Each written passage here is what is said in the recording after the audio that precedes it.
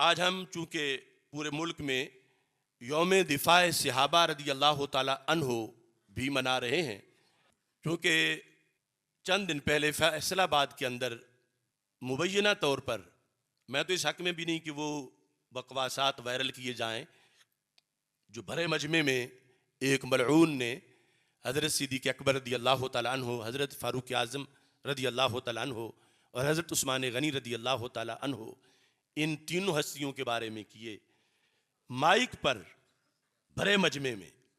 تو اس بنیاد پر آج یوم دفاع صحابہ ہم منا رہے ہیں، لیکن مقام بڑا مقام افسوس ہے. یہ حرکتیں ملک میں یعنی اس ایک دو ہفتے کے اندر کئی جگہ پہ ہوئی ہیں، اور ایک خاص فرقہ وہ تو اپنی مجلسوں میں معاذ اللہ روزانہ یہ کام کرتے ہیں، اور ہمیں 35 سال ہو گئے ہیں ان کے بارے میں، ان کے جو حملے ہیں اور ان کی جو وارداتیں ہیں اور ان کو روکنے کا جو طریقہ ہے یہ بیان کرتے ہوئے. اور اس پاداش میں ہمیں جو قیمت ادا کرنی پڑی وہ بھی کی، اور مقصد چونکہ بڑا ہے لہذا اس کے مقابلے میں چونکہ ہمارے اکابرین نے کہا تھا کہ وقت آئے گا کہ صحابہ کے دفاع کے لیے تمہیں یوں قربانی دینی پڑے گی جس طرح حضرت بلال رضی اللہ تعالیٰ عنہ کو توحید پر دینی پڑی تھی. اب وہ وقت ہے. تو اس ملعون کو مجمع میں ہی گرفتار کر لیا گیا، لیکن صرف گرفتاری کافی نہیں، ایسوں کو پھندے پہ چڑھایا جائے. آپ سارے اس بات کی تصدیق کرتے ہیں؟ اس ملعون کو پھندے پہ اور بہت سے ایسے جو دندناتے پھر رہے ہیں، ان کی کوئی ایف آئی آر نہیں کاٹ رہا کہ دباؤ ہے. تھانے میں ایف آئی آر نہیں کٹتی کہ اوپر سے فون آ جاتا ہے، نیچے سے فون آ جاتا ہے. تو اس بنیاد پر اہل سنت کو اپنا فریضہ سر انجام دینا چاہیے. جس ملک میں ان ہستیوں کو گالی دی جا رہی ہو تو ہمارے جینے کا پھر کیا جواز بنتا ہے؟ اور اس کے کئی اسباب ہیں. یہ رفتہ رفتہ ایسی صورتحال بنی ہے، ہمارے روکتے روکتے بنی ہے، اور ہمارے کچھ اپنے لوگ ان کے ساتھ جا ملے ہیں. میں نے اکیلے اذان دی اس مسئلہ فدق پر جس پر حضرت صدیق اکبر رضی اللہ تعالی عنہ کو ظالم اور غاصب کہا گیا ٹی وی پر. ان کو ظالم اور غاصب کہنے کا مطلب یہ ہوا کہ وہ معاذ اللہ عادل نہیں تھے. تو عادل نہیں تھے تو پھر خلیفہ کیسے ہو سکتے ہیں؟ پھر ان کا جمع کیا قرآن کیسے ہو سکتا؟ پھر تو سب کچھ. اتنے بڑے حملے پر ریکارڈ پہ کسی پیر کا مجھے بیان دکھاؤ، کسی مولوی کا. میں نے 7.5 گھنٹے دلائل دیے تو ان کی ماں مر گئی، لیکن انہوں نے ہمارے لوگوں کی میرے پیچھے لگا دیا. جرم کیا تھا کہ جب دوسرے چپ تھے تو یہ کیوں چپ نہیں رہا؟ اسے کیا مجبوری تھی 7.5 گھنٹے بولنے کی اور کتابوں سے دلائل بیان کرنے کی؟ ہمارے سجادہ نشینوں نے الا ماشاء اللہ، ہمارے مفتیوں نے الا ماشاء اللہ اس وقت سے لے کر آج تک مسلسل روافض کے بیانیہ کی حمایت کی ہے. اور روافض نے یہ کہا ہے کہ تاریخ میں پہلی مرتبہ سنی بھی مان گئے ہیں کہ ابو بکر صدیق رضی اللہ تعالی عنہ نے فیصلہ صحیح نہیں کیا تھا. ان کے جلسوں کی بنیاد پر میں اکیلا کھڑا رہا اس بیانیے پر جو امت کا بیانیہ ہے. کون مومن ہے جو مومن ہو کے سیدہ پاک رضی اللہ تعالی عنہا کے بارے میں معمولی سا میلا سوچ بھی سکے؟ لیکن جو حق ہے وہ حق ہے، جس پر 14 صدیاں ہماری گزری ہیں. اگر آج کوئی نیا دین گھڑنا ہے تو پھر 14 صدیوں والوں پر کوئی فتویٰ لگانا پڑے گا معاذ اللہ. صحابہ پر، تابعین پر. آج کچھ پیر اپنے سسر سے مجبور ہیں، کچھ اپنے داماد سے مجبور ہیں. اور اب وہی فیصل آباد جہاں حضرت محدث اعظم رحمۃ اللہ علیہ کا آستانہ ہے، ان کے پوتے کہاں سوئے ہوئے ہیں؟ آج بڑی بڑی گدیوں کے سجادہ نشین جب سیدہ زہرا پاک رضی اللہ تعالی عنہا کی طرف اس لفظ کی نسبت کی گئی جو نبیوں کی طرف کی گئی ہے قرآن میں، جو اجر و ثواب والا لفظ ہے، تو یہ سارے شیعوں کے ساتھ کھڑے ہو گئے اٹھ کے، آج کیوں چپ ہیں؟ کتی چورانا مل گئی۔ محاسبہ کرو ایسے پیروں کا، محاسبہ کرو ایسے مفتیوں کا، یہ نہ دیکھو کہ کس گدی پہ بیٹھا ہے، سلام ہے سب بڑوں کو، مگر اب جو تقویت دے رہے ہیں رفض کو۔ فیصل آباد کا ایک نبیرہ محدث اعظم اسی دن یا ایک دو دن پہلے روافض سے جفیاں لگا رہا ہے، تو پھر ہماری تقریروں کا کیا فائدہ ہوگا؟ وہی لوگ جو بھونکیں صحابہ کو اور ہمارے مفتی اور ہمارے پیر ان کی دعوتیں کریں یا ان کی دعوتیں جا کھائیں اور پھر کہیں ہم رہبر ہیں اہل سنت کے، اور ہم سنی ہوتے ہیں، اور ہم رضوی ہوتے ہیں، اور ہم فلاں ہوتے ہیں، ہم نقشبندی ہوتے ہیں، مجددی ہوتے ہیں، پھر صرف منہ سے ہوتے ہیں۔ اپنا کردار پیش کرو، وقت کردار مانگ رہا ہے، وقت کردار مانگ رہا ہے۔ یہ سارے شریک جرم ہیں ان گالیوں کے جو فیصل آباد میں، جو سیال کوٹ میں، جو مانسیرا میں، جو حیدرآباد میں، جو کراچی میں دی گئیں۔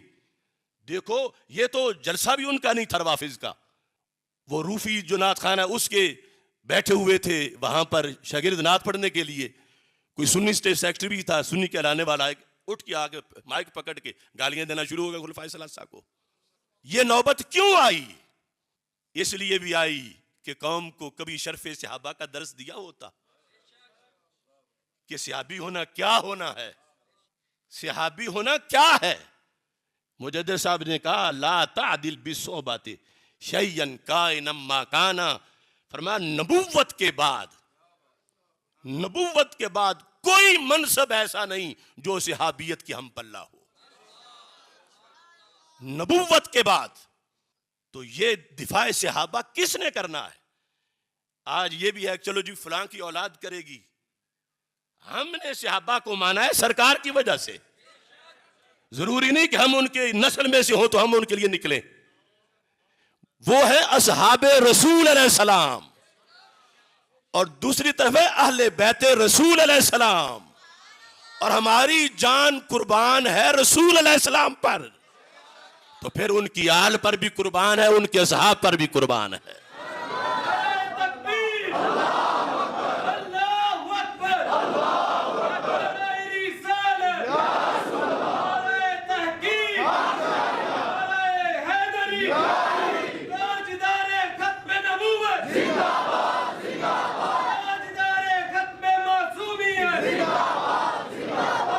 شرف صحبت بتایا نہیں کہ صحابیت کیا ہوتی ہے، اور دوسری طرف اہل بیت اطہار رضی اللہ تعالی عنہم کے بارے میں فتاوی رضویہ شریف میں لکھا ہے کہ روافض نے 3 لاکھ حدیثیں گھڑیں۔ آپ نے باحوالہ وہ لکھا امام احمد رضا بریلوی نے، جن کی وجہ سے ہم رضوی کہلاتے ہیں۔ کتنی گھڑیں؟ کچھ چھوٹی مقدار ہے، یہ 6-7 صدیاں پہلے 3 لاکھ تھیں۔ اب وہ 3 لاکھ جب ان کے ذاکر بیان کرتے ہیں اور ہمارے ان پڑھ خطیب بھی وہاں سے ہڈیاں چوستے ہیں، اور اس میں پہلا نمبر منہاجیوں کا ہے، پھر کہتے ہیں کل منہاجی تھا اب رافضی ہو گیا ہے، یاسین کو منہاجی نہ کہو اب رافضی کہو۔ یہ منہاجیت پہلا سٹپ ہے رفض کا۔ ریاض شاہ، عبد القادر شاہ، حسین الدین شاہ، یہ رفض کی طرف جانے والے سٹپ ہیں جو سنی ورکر کو کھینچ کے رافضی بناتے ہیں۔ اب وہ حدیثیں جب پڑھی جائیں گی محبت اہل بیت میں جو شیعوں کی گھڑی ہوئی ہیں، تو اس کا نقصان کیا ہوگا؟ محبت اہل بیت تو فرض ہے، لیکن ان حدیثوں میں کہیں اہل بیت کو اللہ تعالیٰ سے بڑھایا جائے گا تو توحید کہاں گئی؟ کہیں رسول پاک صلی اللہ علیہ وسلم سے بڑھایا جائے گا تو رسالت کہاں گئی؟ صرف صحابہ سے ہی حضرت صدیق اکبر رضی اللہ تعالی عنہ سے ہی افضل نہیں، اتنی دور تک وہ گھڑی ہوئی حدیثوں میں ہے، اور پھر ادھر یعنی اتنی گستاخیاں لازم جائیں گی، اور ادھر ہم جیسوں پر گستاخی کے فتوے لگیں گے کہ یہ وہ حدیثیں کیوں نہیں پڑھتے، یہ ان کو ایسا کیوں نہیں شان ان کی بیان کرتے، ان کو مروڑ ہے، ان کو بغض ہے۔ اب ہم کیسے وہ کفر بکیں جو انہوں نے لکھے ہوئے ہیں، اور اس ڈر سے بکیں کہ فلاں مرید نہیں ہوگا، فلاں شاگرد نہیں ہوگا، فلاں روٹھ جائے گا۔ تو میں اللہ کے گھر میں بیٹھا ہوں، سارا زمانہ روٹھ جائے، ہم شیعوں کے بکے ہوئے وہ لفظ جو انہوں نے گھڑی ہوئی ہیں باتیں، جو ہمارے خطبہ میں سے اس وقت 50 سے 60% وہی کچھ مجموع میں داد لینے کے لیے اور پیسے لینے کے لیے کر رہے ہیں، اور ہمیں تانے ملتے ہیں ان جیسی تم بھی بیان کرو، تو ہمیں پتا ہے کہ وہ بیان کرنے سے کتنے کفریات لازم آتے ہیں۔ برباد گلستہ کرنے کو بس ایک ہی الو کافی ہے، ہر شاخ پہ الو بیٹھا ہو انجام گلستہ کیا ہوگا۔ آج بھی وقت ہے، جھنجھوڑو ان پیروں کو، جھنجھوڑو ان خطیبوں کو کہ جنہوں نے رفس کے دروازے کھولے ہیں، تفضیلیت کے دروازے، یہ آگے بڑھتے جاتے ہیں اس طرف، اور آگے پھر یہ گستاخیاں ہیں۔ اصل دین قرآن و سنت میں جو موجود ہے، جو اہل بیت اطہار رضی اللہ تعالی عنہم کی شانیں خود قرآن و سنت میں موجود ہیں، وہ بھی تھوڑی نہیں، بہت بڑی شانیں ہیں، لیکن جو گھڑی ہوئی ہیں وہ تو گھڑی ہوئی ہیں۔ اب سرکار نے فرمایا ہے کہ جس نے گھڑ کے میری طرف منسوب کر دیا کہ یہ سرکار کی حدیث ہے، فَلْيَتَبَوَّأْ مَقْعَدَهُ مِنَ النَّارِ، اسے پھر اپنا ٹھکانہ جہنم میں بنانا چاہیے۔ کہ انہوں نے فرمایا نہیں، تو کہتا ہے سرکار نے فرمایا ہے، سرکار کی طرف منسوب کر رہا ہے، اس لیے منسوب کر رہا ہے کہ مجمع خوش ہوگا، اس لیے کہ کہا جائے گا کہ بڑا محب اہل بیت ہے، اور پتہ ہی نہیں سرکار نے تو فرمایا ہی نہیں ہے۔ سرکار تو گنبد خضرا میں تیری بات سن کے اتنے ناراض ہو رہے ہیں کہ کتنا بے غیرت ہے، میں نے لفظ بولا نہیں، یہ بکواس کر رہا ہے، میری طرف منسوب کر رہا ہے۔ تو تبلیغ دین کرنا صراط گزرنے کے مترادف ہے۔